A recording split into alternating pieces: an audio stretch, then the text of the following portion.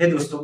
क्या कभी आपके साथ ऐसा हुआ है कि आपने काफी समय पहले से किसी स्टॉक्स या म्यूचुअल फंड में इन्वेस्टमेंट तो कर दिया है, लेकिन आज काफी समय के बावजूद भी उस स्टॉक्स या म्यूचुअल फंड में किसी प्रकार के रिटर्न्स नहीं दिख रहे हैं। लेकिन आपका समय ज्यादा होने की वजह से आप उस स्टॉक्स या म्यूचुअल फंड में इसलिए बने रहते हैं क्योंकि आपको कहीं ना कहीं लगता है कि कभी ना कभी ये स्टॉक्स या म्यूचुअल फंड हमें एक अच्छा रिटर्न दे देगा। अगर ऐसा है दोस्तों, तो आप अकेले नहीं, क्योंकि इस तरह की स्थिति को स्पेकुलेशन के साथ साथ कहा जाता है संक कॉस्ट बायस। नमस्कार दोस्तों, मैं Vishal Jaiswal, civil engineer by profession and a certified financial planner. इसी तरह के फाइनेंशियल प्लानिंग के वीडियोस हम आपके सामने लाते रहते हैं और आज हम संक कॉस्ट बायस के ऊपर बात करेंगे। तो आइए शुरू करते हैं। संक कॉस्ट बायस दोस्तों, ये एक ऐसी मनस्थिति होती है जहां पर हम काफी समय पहले से किसी स्टॉक या म्यूचुअल फंड में इन्वेस्टमेंट तो कर देते हैं, लेकिन जैसे ही हम इन्वेस्ट करते हैं उसी समय से वो स्टॉक्स या म्यूचुअल फंड हमेशा नीचे जाते रहता है।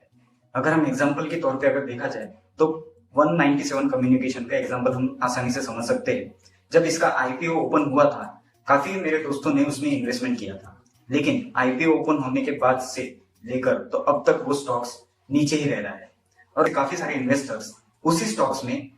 और ज्यादा पैसा इसलिए इन्वेस्ट करते हैं ताकि हम उस कॉस्ट को एवरेज कर सके। और इसके पीछे एक मनस्थिति हमारी ऐसी रहती है कि हमें लगता है कि कभी ना कभी ये स्टॉक्स जब ऊपर जाएगा तो हम काफी अच्छा पैसा बना पाएंगे। सम कॉस्ट बायस के अगर मैं और एग्जांपल्स आपके सामने रखूं तो वो कुछ इस तरह से होंगे, जैसे अगर मान लीजिए आपने किसी अमेजोन या फ्लिपकार्ट से कोई स्पोर्ट्स शू खरीदा है जिसकी कीमत है 4,000 रुपए, लेकिन उस स्पोर्ट्स शूज को खरीदने के बाद एक हफ्ते बाद हमें ऐसा मालूम होता है कि वो शूज हमारे किसी काम का नहीं है, लेकिन हम उसे फिर भी यूज करते रहते हैं क्योंकि हम ये सोचते हैं कि हमने इसे काफी महंगी चीज में खरीदा है तो हम इसे क्यों यूज ना करें, भले ही उसकी वजह से हमें तकलीफ ही क्यों ना उठानी पड़े। दोस्तों, संक कॉस्ट बायस की परिस्थिति में हमें पता होता है कि हम गलत डायरेक्शन में हमारा पैसा इन्वेस्ट कर रहे हैं, लेकिन समय और पैसा इन्वेस्ट करने के बावजूद हम उस स्टॉक से इन्वेस्ट से बाहर इसलिए नहीं निकल पाते हैं क्योंकि कहीं ना कहीं हमें लगता है कि हम काफी बड़ा नुकसान उठा लेंगे और एक तरह की स्पेकुलेशन माइंड की वजह से हम उस स्टॉक से म्यूचुअल फंड में से बाहर निकलने के लिए उसे अवॉइड करते हैं। लेकिन दोस्तों,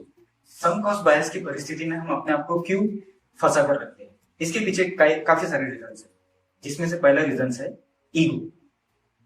कई बार ऐसा होता है दोस्तों कि हम हमारे छोटे मोटे नॉलेज के बेस पर किसी स्टॉक से म्यूचुअल फंड में इन्वेस्टमेंट कर डालते हैं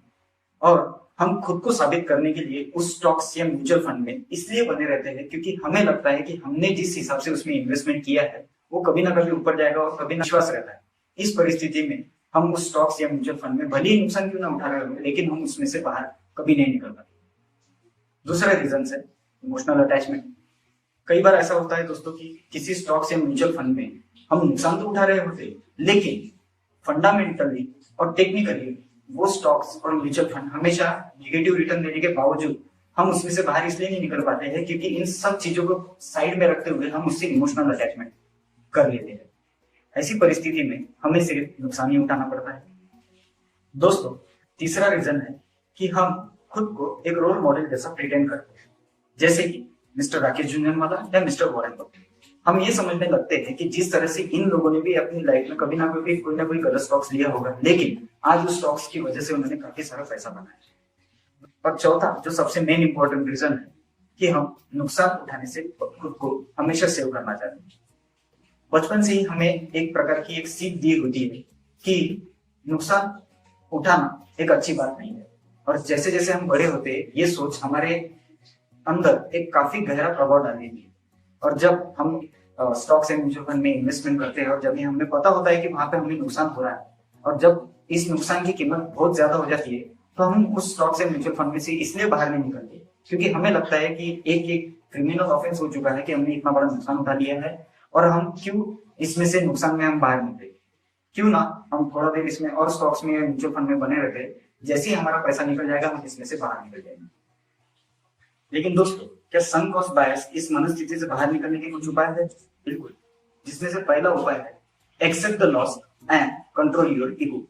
दोस्तों, अगर आप अपनी ईगो को अगर कंट्रोल कर लेते हो और ये एक्सेप्ट कर लेते हो कि जो लॉस हुआ है वो टेम्पररी है और आप उस पैसे को निकाल कर किसी दूसरे स्टॉक से म्यूचुअल फंड में अगर इन्वेस्टमेंट करते हो तो आप अपने उस लॉस को भी कवर कर लोगे दूसरा, stop pretending like a role model. दोस्तों, ये जरूरी है कि हमने कोई ना कोई एक रोल मॉडल रखना चाहिए ताकि हम उन्हें फॉलो करके हम अपने इन्वेस्टमेंट की जर्नी को और सुप्रूव कर सकें। लेकिन ये भी जरूरी नहीं है दोस्तों कि हम उन्हीं की तरह से एक्ट करें। यहाँ पर मैं आपको सजेस्ट करना चाहूंगा कि बी योरसेल्फ, क्योंकि आपके रोल मॉडल में अगर किसी न किसी स्टॉक्स में या फिर किसी न किसी म्यूचुअल फंड में अगर पैसा बनाया तो उसके पीछे उनकी मेंटेलिटी अलग होगी, आपकी मेंटेलिटी और आपका रिस्क एपेटाइट अलग अलग होगा। यहाँ पर मैं आपको सजेस्ट करना चाहूंगा कि किसी भी तरह के ऐसे वीडियोस जहाँ पे वो आपको बताते हैं कि ये स्टॉक्स मल्टी बैगर हो जाएगा या फिर इस म्यूचुअल फंड में इन्वेस्टमेंट कर दो आपका 1000 रुपए 1 करोड़ हो जाएगा, इस तरह के वीडियोस को फॉलो करना बंद करें। आपकी खुद की रिसर्च करें, आपके खुद के रिस्क एपेटाइट की मदद से अपना इन्वेस्टमेंट जर्नी और सुगम बनाएं। तीसरा, remove the word may be. दोस्तों, इन्वेस्टमेंट की डिक्शनरी में शायद या मे बी ये वर्ड बिल्कुल नहीं होता। इसलिए अगर आप किसी भी म्यूचुअल फंड या किसी भी स्टॉक्स में इन्वेस्ट कर रहे हो और उसमें अगर लॉस उठा रहे हो और अगर आप ये सोचते हो कि शायद कभी ना कभी ये स्टॉक्स या म्यूचुअल फंड हमें अच्छा रिटर्न दे देगा, तो प्लीज इस शब्द को अपने डिक्शनरी से निकालिए। अगर आपको लगता है कि ये स्टॉक्स या म्यूचुअल फंड अच्छा परफॉर्म नहीं कर रहा है या आगे भी ये परफॉर्म नहीं करेगा, तो आप बेशक उस स्टॉक्स या म्यूचुअल फंड से बाहर निकल के किसी अच्छे वेल परफॉर्मिंग स्टॉक्स में आप इन्वेस्टमेंट करके अपने लॉस को भी कवर कर सकते हो और अपनी इन्वेस्टमेंट की जर्नी को और अच्छे से बेहतर तरीके से बना सकते हैं। चौथा, आस्क द एक्सपर्ट। दोस्तों, आजकल काफी सारी इंफॉर्मेशन अवेलेबल होने के बावजूद काफी लोगों को लगता है कि वो अपना फाइनेंस काफी अच्छे तरीके से खुद ही मैनेज कर सकते हैं। इसलिए वे हमेशा ये सोचते हैं कि उन्हें किसी भी एक्सपर्ट से पूछने की जरूरत नहीं रहेगी। यहाँ पर मैं आपको सजेस्ट करना चाहूंगा दोस्तों